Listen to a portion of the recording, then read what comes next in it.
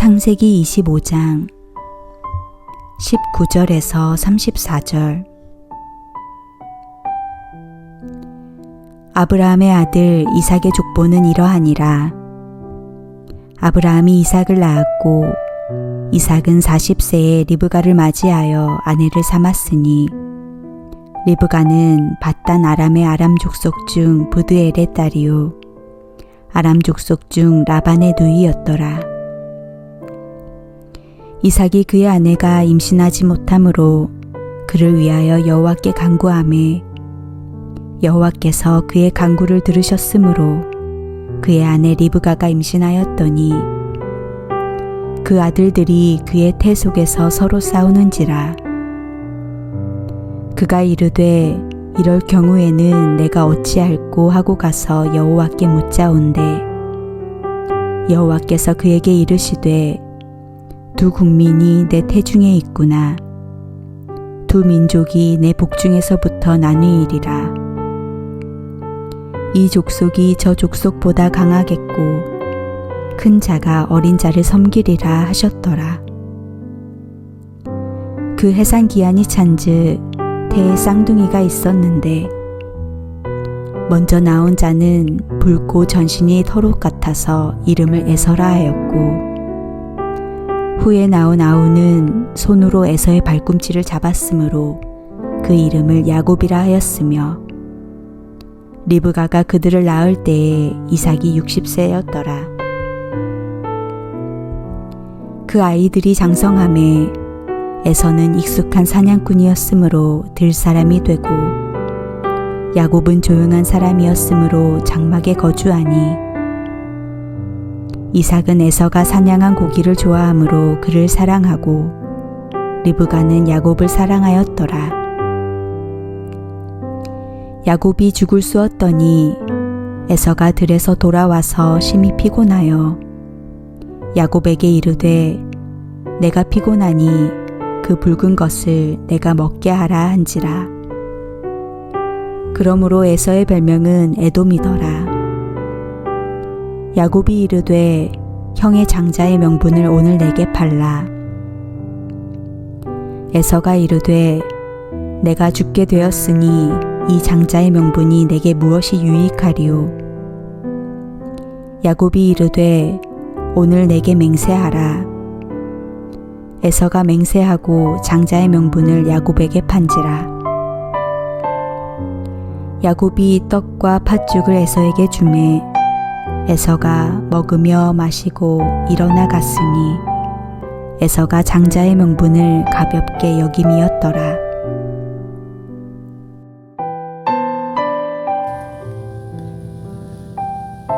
이삭은 나이 40에 아버지와 엘리에셀의 중매로 리브가를 만나 결혼합니다.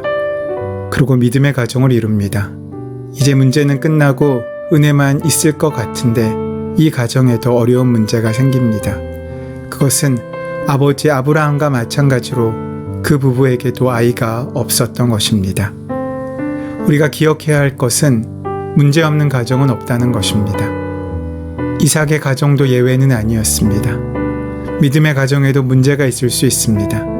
그런데 차이는 문제가 있는지 없는지가 아니라 문제 뒤에 어떤 선택을 하고 있는지에 달려 있습니다.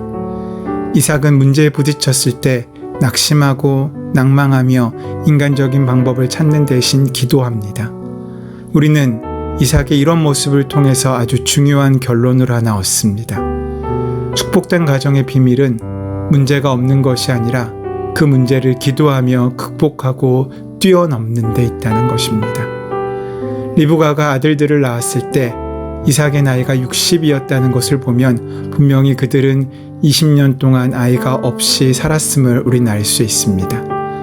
그리고 이삭뿐만 아니라 아브라함도 25년 동안 자녀를 기다리고 방황했고 믿음이 없어 이스마엘이란 서자까지 낳았던 사실도 우리는 기억합니다.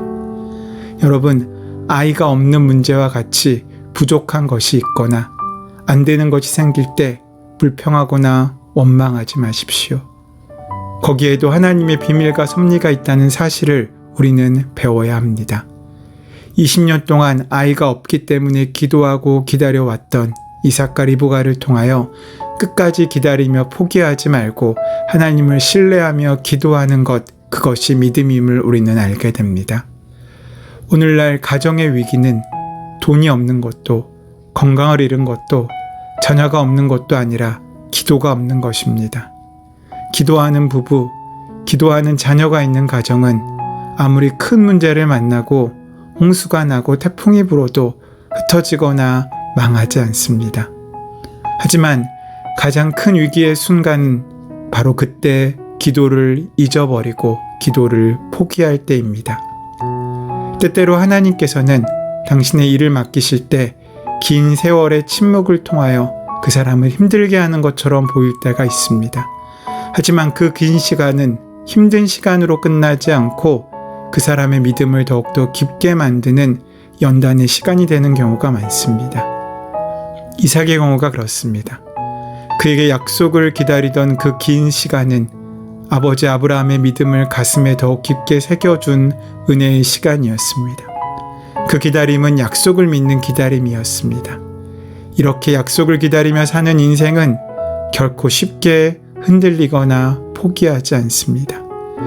비록 그 약속에 대한 성취가 1년이 걸릴지 10년이 걸릴지 아니면 한 세대가 걸릴지 모르지만 신실하신 하나님의 약속을 믿기에 하나님께서는 반드시 약속하신 그 약속을 이루실 줄 믿기에 담대히 살아갈 수 있는 것입니다.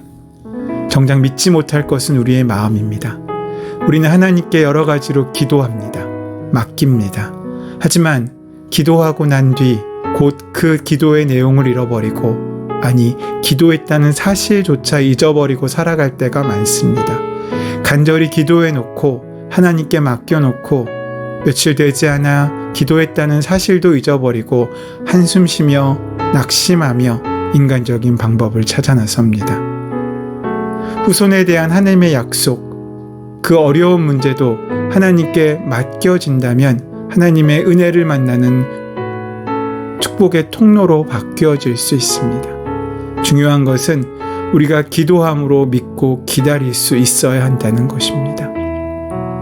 이삭이 기다린 것은 아무것도 할 수 없는 무기력한 수동이 아니었습니다. 오히려 그의 기다림은 하나님을 신뢰하기에 하나님께 귀하게 나아가는 능동의 기다림이었습니다. 그렇게 오랜 기다림 끝에 이삭의 나이 60세가 되었을 때 그 부부는 두 아들을 얻습니다. 에서와 야곱입니다. 그런데 아버지는 에서를, 어머니는 야곱을 편애했습니다. 이 편애는 이 가정의 또 다른 불행의 씨앗이 됩니다. 에서는 사냥에 익숙한 사람이었고 야곱은 집안일에 익숙한 사람이었습니다. 이 에서가 사냥하고 돌아올 때 시장길을 느낄 때 야곱은 마침 팥죽을 끓이고 있었습니다. 에서는 그 배고픔을 해결하고자 자신의 장자권도 포기하고 팥죽 한 그릇을 얻습니다. 그는 눈에 보이는 진리를 얻기 위하여 그에게 주어진 명분을 포기하고 있는 것입니다. 물론 진리를 전혀 배제할 수는 없습니다. 진리가 명분보다 눈앞에 보이는 현실적 욕구를 훨씬 더 빨리 채워주기 때문입니다. 그러나 믿음의 삶이라는 것은 눈에 보이는 진리보다 눈에 보이지 않는 명분을 쫓아 믿음으로 사는 삶이라고 할 수 있습니다. 다시 말해 믿음의 삶이란 보이지 않는 약속을 기다리며 또 쫓아가는 삶입니다. 그렇다면 약속을 기다린다는 것은 무엇입니까? 어쩌면 그 명분 속에서 주어진 축복을 기다린다는 것 아니겠습니까? 기억하십시오. 약속을 기다린다는 것은 무관심한 방관도 힘없는 포기도 실리적인 대안도 아닙니다. 그것은 신뢰하며 쫓는 능동입니다. 그런데 성경은 에서에 대해서 이 말 한마디를 덧붙이고 있습니다. 에서가 장자의 명분을 소홀히 여김이었더라.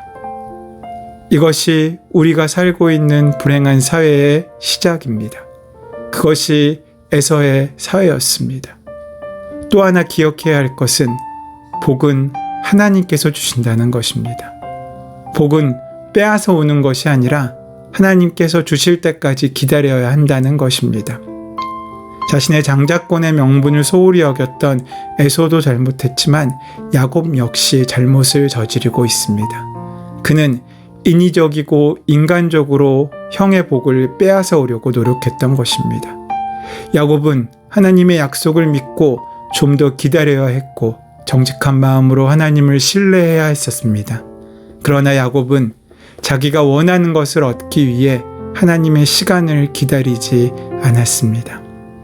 참된 믿음은 소중한 것을 지키는 것입니다. 또 하나님의 시간을 기다리는 것입니다. 바로 그때 우리에게는 하나님의 놀라운 사랑과 은혜와 축복이 현실이 되고 참된 축복으로 이어지는 은혜의 삶을 살아갈 수 있는 하루가 시작되게 될 것입니다. 이 마음을 기억하며 사는 하루가 되시기를 소원합니다. 거룩하신 주권자이신 하나님, 우리의 불완전한 연약한 모습 가운데 임하여 주시어서 인간의 편견으로 주님의 뜻을 제한하지 않고 우리의 생각으로 하나님의 축복을 제한하지 않는 믿음과 신뢰의 삶을 살 수 있도록 인도하시고 함께하여 주시옵소서. 우리 주 예수 그리스도의 이름으로 기도드립니다. 아멘. 이제 다 함께 주신 말씀을 마음속에 묵상하며 이 말씀이 온전히 이루어지는 하루를 살기 위하여 또 우리를 기도하게 하는 모든 문제들 위에 하나님의 임하심이 함께할 수 있도록 기도하는 시간 갖도록 하겠습니다. 함께 기도하시겠습니다.